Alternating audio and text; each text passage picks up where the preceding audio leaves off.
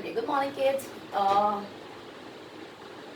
Today we'll talk about the second lesson, and as I told you in previous lecture कि अब हम लोग export का procedure देखेंगे, फिर इंपोर्ट का, फिर इंटरपोर्ट का.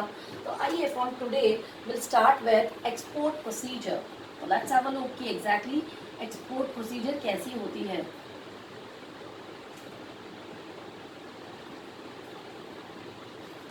Okay, export procedure. Now let's start with it कि exactly what is a export procedure and all. Okay, now four types, yeah, we can say four ways are there. Export procedure divided into four broad categories, yeah, four sections. Let's have a look. The first one is A1, preliminary stage.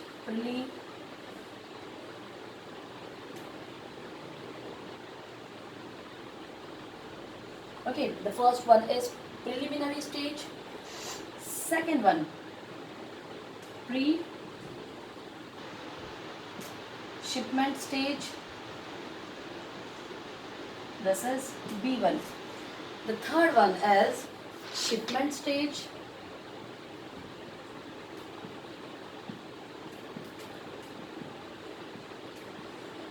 And okay, the first one is preliminary stage, then pre-shipment. Shipment से पहले वाला एक stage, फिर shipment वाला stage की exactly shipment क्या होती है, और last post shipment stage, shipment के बाद का एक स्टेज, पोस्ट शिपमेंट स्टेज. तो let's I'm sorry, over here D. Okay, so four stages are there in export procedure. The first one is preliminary stage, pre-shipment stage, shipment stage or post shipment stage. Let's start with it कि exactly we can say what is preliminary stage. Preliminary stage के अंदर दो हमारे parts आ जाते हैं बच्चों.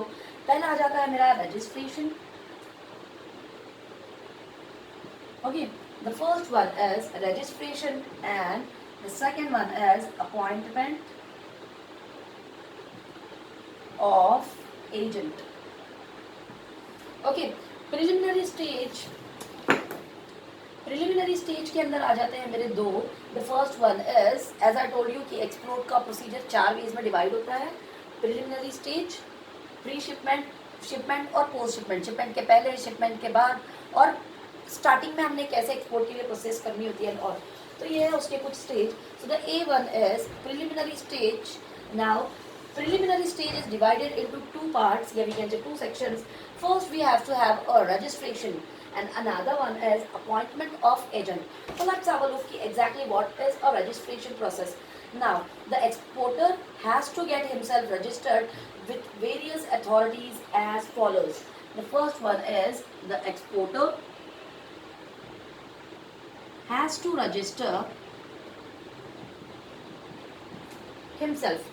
Okay, अब सबसे पहला एक्सपोर्ट करने से पहले हमारे पास में एक एक्सपोर्ट करने का रजिस्ट्रार होना चाहिए, या वी कैन से रजिस्ट्रेशन होना चाहिए, या इन शॉर्ट एक लाइसेंस होना चाहिए. अब ये लाइसेंस हमें प्रोवाइड करेगा कौन या कौन देगा.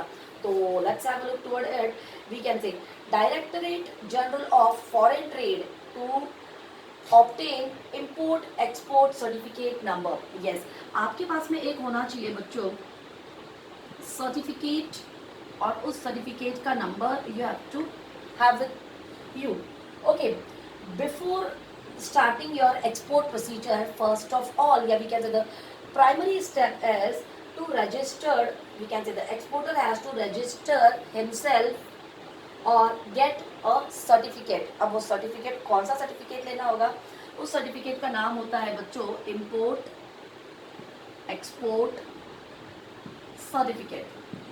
ओके, नाउ डायरेक्टरेट ऑफ, अब ये सर्टिफिकेट हमें देगा कौन, directorate General of Foreign trade. चलिए, एक्सपोर्ट ट्रेड में सबसे पहला पार्ट आता है बच्चों अपने आप को रजिस्टर्ड करना. मतलब जो बंदे एक्सपोर्ट करने वाले हैं उन एक्सपोर्टर्स ने सबसे पहले अपने नंबर वी कैन से अपने आप को रजिस्टर्ड करना होगा. कहाँ जाके, तो directorate General of Foreign trade, जहाँ पे फॉरेन ट्रेड वी कैन से जिसके रजिस्ट्रार वहाँ पे बैठे हुए होते हैं, वहाँ पे जाके first we have to register ourselves, या अगर मैं कर रही हूँ तो मुझे, आप कर रहे हो तो आपको वहाँ पे जाके रजिस्टर्ड करना होगा. And we have to take number, which is import and export certificate.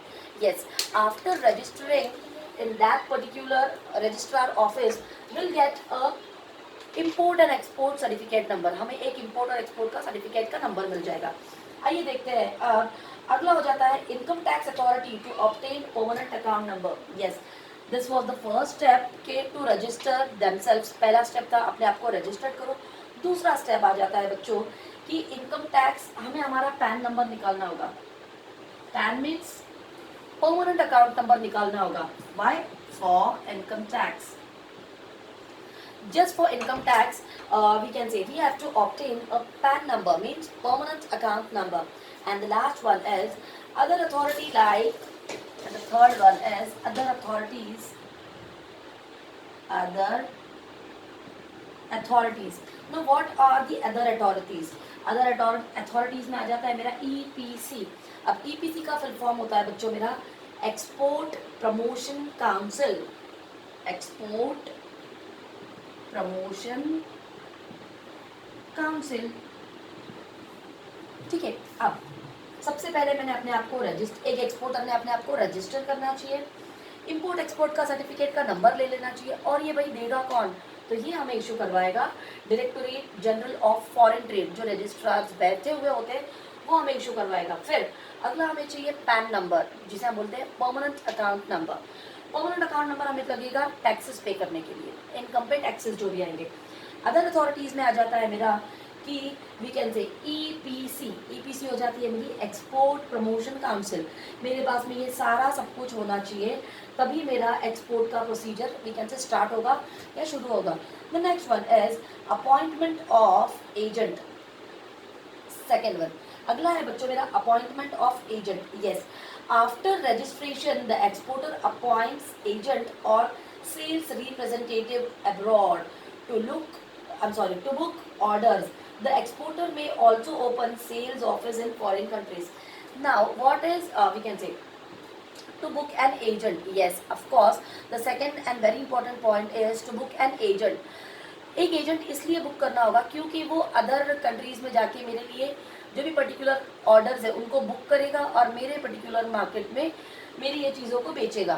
तो ये थी मेरी प्रिलिमिनरी स्टेज, जिसमें पहला था रजिस्ट्रेशन और दूसरा था कि एक एजेंट, एक बंदा अपॉइंट करना है जो मेरे we can say sales transactions को देखेगा या उनको पूरा करेगा. तो ये था मेरा फर्स्ट स्टेप. आइए देखते हैं, let's have a look toward the we can say second one which is your pre shipment stage. चलिए अब चीज़ों को शिपमेंट करने से पहले वाला जो हमारा पार्ट था वो देखते हैं हम लोग. सबसे पहले यहाँ पे आ जाते हैं, मेरे पास में बहुत सारी चीज़ें इसमें 3, 4, 5, 6 and 7. Okay guys, and next one is 8 and then 9. Okay, the first one is receipt of order. The first one, receipt of order, then letter of credit, then pre-shipment finance,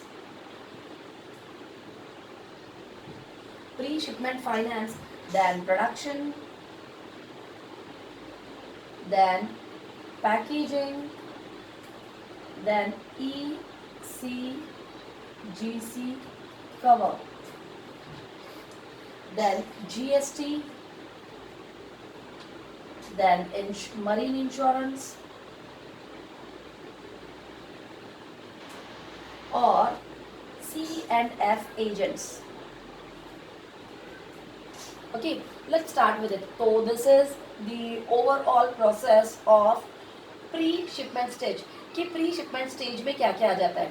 The first one is receipt of order. As soon as we can say the order is received, the exporter must verify and confirm the order. जैसे ही हमारा ये जो seller था या agent था, वो जैसे ही हमारे लिए ऑर्डर लेकर आता है तो हमें उस पर्टिकुलर ऑर्डर को वेरीफाई करना होता है और कंफर्म करना होता है. The exporter checks the restriction on import और इम्पोर्टर्स कंट्री. उस पर्टिकुलर ऑर्डर को पूरी तरह से वेरीफाई करना है और उसकी एक रिसीट बना लेनी है.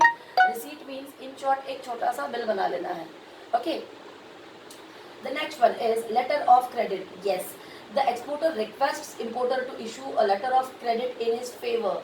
लेटर ऑफ क्रेडिट क्या रहेगा बच्चों कि अगर वो सामान उधार में या भी कहते हैं क्रेडिट बेसिस पे खरीद रहा है तो बट ऑफकोर्स उसे एक क्रेडिट वाला लेटर इशू करना होगा, उसके ऊपर उसकी सिग्नेचर लेनी होगी for future purposes, that the person will not deny by the same in future में वो इन चीज़ों को भुला ना दे या भूल ना जाए. Next, pre shipment finance. Yes, the exporter obtain pre shipment finance from his banker to meet working capital requirement. Yes, pre shipment finance में क्या हो जाएगा कि अगर वो बंदा उस चीज़ को क्रेडिट में परचेज कर रहा है तो उसे चाहिए होगा एक वर्किंग कैपिटल के लिए रिक्वायरमेंट, जिसको वो इनवर्ड और आउटवर्ड करके मूव ऑन कर सकता है. फाइनेंस मतलब एक टाइप से लोन. अगला देखते हैं हम लोग कि ये हो जाता है मेरा production of goods. Production of goods के अंदर क्या होता है कि जो भी चीज़ें हमारा we can say exporter produce कर रहा है या मैन्युफैक्चरर प्रोड्यूस कर रहा है वो उसके ऑर्डर्स पूरी तरह से या बराबर से ले ले. Next one is packaging. Yes, packaging plays very important role, है ना, एज पैकेजिंग अट्रैक्ट्स कंज्यूमर्स और we can say to safeguard the products and all. अब पैकेजिंग के अंदर हमारी 3 चीज़ें आ जाएगी बच्चों, जैसे कि पैकेजिंग के अंदर आ जाएगा प्रोटेक्शन ऑफ गुड्स, इस तरह से चीज़ों को, protection of goods in transit. जब चीज़ें उस पर्टिकुलर डेस्टिनेशन तक की नहीं पहुंच जाती है तो उसको इतना प्रोटेक्ट किया जाता है. For example, if will purchase LED TV या होम थिएटर या और भी कुछ, अगर आप लोग home theatre, LEDs and all, या वी कैन से एक नॉर्मल सा रेफ्रिजरेटर परचेज करते हो, उस रेफ्रिजरेटर को जब भी आप लोग ओपन करोगे घर पे लाने के बाद में, तो it is covered with we can say thermocols, boxes, plastic papers, wraps, sellotapes and blah blah things. उस पर्टिकुलर चीज़ को इतना अच्छे से पैक किया होता है कि वो टूटे फूटे नहीं. This is protection of goods in transit, कि चीज़ों को ट्रांसपोर्टेशन में एक जगह से दूसरी जगह मूव करने में धक्का ना लग जाए या वो टूट फूट ना जाए. ये हो जाती है हमारी packaging. Next, preservation of. Okay, अगला होता है कि हम लोग उसको प्रिजर्व करते हैं. प्रिजर्वेशन ऑफ क्वालिटी, यहाँ पे हम लोग उसकी क्वालिटी को प्रिजर्व करते हैं. यस, पैकेजिंग की होती है उस पर्टिकुलर चीज़ की क्वालिटी को मेंटेन करके रखने के लिए या प्रिजर्व करके रखने के लिए हमें पैकेजिंग करनी होती है. And the next one is promotion. Okay, the next one is promotion of goods. Yes, of course, as I told you that packaging plays very important role as packaging attracts the consumers. और अगर packaging customers को attract करेगी तो but of course it will result in promotion. तो ये था मेरा अगला पॉइंट बच्चों कि पैकेजिंग. मैं ये रब कर देती हूँ बिकॉज मेरे पास में इतना स्पेस नहीं है. आइए अगला देखते हैं बच्चों, ECGC कवर. अब ECGC कवर क्या होता है? ये होता है मेरा export credit. Export credit, E से एक्सपोर्ट, C से क्रेडिट, G से गारंटी, गारंटी और C से आ जाता है मेरा कॉर्पोरेशन. आइए देखते हैं अब ये ECGC क्या होता है. द एक्सपोर्टर में we can say obtain cover from ECGC. Such cover protects exporter against credit risk. चलिए, अब ये जो हमारा एक गारंटी कॉर्पोरेशन के अंदर में, जैसे मैंने आपको बताया कि जितने भी लोग हैं वो मोस्ट ऑफ क्रेडिट पे चीज़ें खरीदते हैं तो वो लोग अपने पर्टिकुलर गुड्स को कवर कर लेते हैं. मतलब एक टाइप का इंश्योरेंस ही बोल दीजिए कि एक्सपोर्ट क्रेडिट गारंटी कॉर्पोरेशन क्या करता है, we can say it covers और protects the exporters against credit risk. For example, if the importer fails to make the payment of bill, the exporter can be covered from ECGC to extend 90% of the loss. जैसा हमारा insurance companies में होता है कि अगर हम वो particular loss bear नहीं कर पाते तो इंश्योरेंस कंपनी उसके पैसे वैसे हमें दे देती है. वैसे ही अगर एक क्रेडिट का पैसा एक इम्पोर्टर नहीं पे कर पाए उसके बदले में ये ECGC वी कैन से जो गारंटीड कंपनी या कॉर्पोरेशन होगी वो उसके बिहाफ में उसका 90% लॉस कवर अप कर लेगी. आइए अगला देखते हैं. अगला हो जाता है मेरा GST. GST means goods and services tax. I hope ये आपको पता होगा. अगला आ जाता है मेरा मरीन इंश्योरेंस. मरीन इंश्योरेंस में यही होता है बच्चों कि सारी चीज़ों को इंश्योर्ड करना है. जब तक चीज़ें पर्टिकुलर प्लेस पे पहुंच नहीं जाती है तब तक वो चीज़ें सेफ होगी और इन बिटवीन कुछ अगर उसको लॉस होता है तो insurance company will pay the same. Insurance company वो टैक्सेस को पे करेगी. Next, C and F. C और F होते हैं मेरे क्लियरिंग एंड फॉरवर्डिंग एजेंट्स. अब क्या होते हैं ये clearing and forwarding agents? Let's have a look. C and F means clearing and forwarding agents. Yes, in export trade, C and F agents are known as custom house agents. These agents are responsible for forwarding the goods. Yes, clearing और forwarding वाले जो agents होते हैं ये responsible होते हैं चीज़ों को एक जगह से दूसरी जगह मूव ऑन करने के लिए. चलिए अगला वाला देखते हैं मेरा बैट। चलिए the next one is guys shipment stage. तो लेट्स स्टार्ट विद इट कि exactly what is shipment stage. Okay, first processing,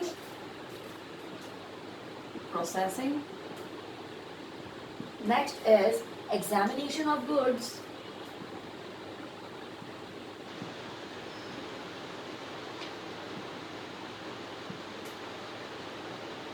okay, processing, examination of goods and then loading। Okay, so shipment stage ये तो था pre shipment stage कि इतने झमेले हम करने होंगे तब हम एक पर्टिकुलर प्रोडक्ट को वी कैन से शिफ्ट करने के लिए या दूसरी कंट्री में भेजने के लिए रेडी हो जाते हैं। अगला आ जाता है बच्चों मेरा शिपमेंट स्टेज। शिपमेंट स्टेज के अंदर आ जाता है processing. Yes, exporter prepares the shipping bill and gets the documents processed by custom house. Processings के अंदर आ जाते हैं बच्चों मेरे डॉक्यूमेंट्स जिसमें हो जाता है मेरा bill. Yes, now it is shipment stage. अब हमने पर्टिकुलर उस आइटम को रैपअप कर लिया है, पैकअप कर लिया है, अब उसके बिल की प्रोसेस करनी है। तो हमने डॉक्यूमेंट्स, उसके पूरे बिल्स, उसके साथ में पूरे उसके we can say hand bills, उसके एनवेलप या उसका मैनुअल बुक, वो हर चीज़ उसमें डालनी है। बाद में हमने एग्जामिनेशन करना है। यस, एग्जामिनेशन के अंदर आ जाते हैं मेरे क्लियरिंग एंड फॉरवर्डिंग एजेंट्स। अब ये क्या होता है, इन लोग पूरे इनसाइड द डॉक्स पूरी उन चीज़ों को क्रॉस चेक करके देखेंगे कि सारी चीज़ें उसमें है या नहीं, और उसके बाद में उस पर्टिकुलर सामान को लोड कर देंगे कि ये सामान आप जाने के लिए रेडी है या तैयार है। ये होती है मेरी शिपमेंट स्टेज। पहले आप लोग पूरे डॉक्यूमेंट्स बना लोगे, बिल बना लोगे, फिर उन चीज़ों को एग्जामाइन करोगे, एग्जामिनेशन करोगे कि बराबर से हर चीज़ है कि नहीं, उसके बाद में उसे लोड कर दोगे और वो चीज़ हो गई है शिपमेंट के लिए रेडी। आइए देखते हैं अब मेरा लास्ट पार्ट इसका जो कि है मेरा पोस्ट शिपमेंट स्टेज। चलिए अब हमने पहले शिपमेंट वाला स्टेज देख लिया, सबसे पहले प्रिलिमिनरी स्टेज देख लिया, शिपमेंट, प्री शिपमेंट देख लिया, शिपमेंट देख लिया। अब आता है मेरा पोस्ट शिपमेंट। चलिए देखते हैं कि पोस्ट शिपमेंट में क्या होगा। अब ये भी हो जाते हैं मेरे 4 स्टेप्स। पहला हो जाता है मेरा shipment advice. Okay, shipment advice. Second one is presentation of documents, presentation of docs, मैं यहाँ पे शॉर्ट में लिख रही हूँ। The third one is realization of export incentives,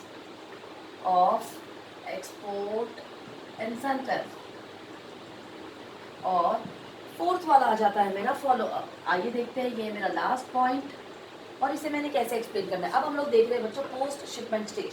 yes, post shipment की जो स्टेज होती है इसके अंदर सबसे पहला है मेरा शिपमेंट एडवाइस। शिपमेंट एडवाइस में क्या आ जाएगा, the exporter sends shipment advice to the importer informing him about dispatch of goods.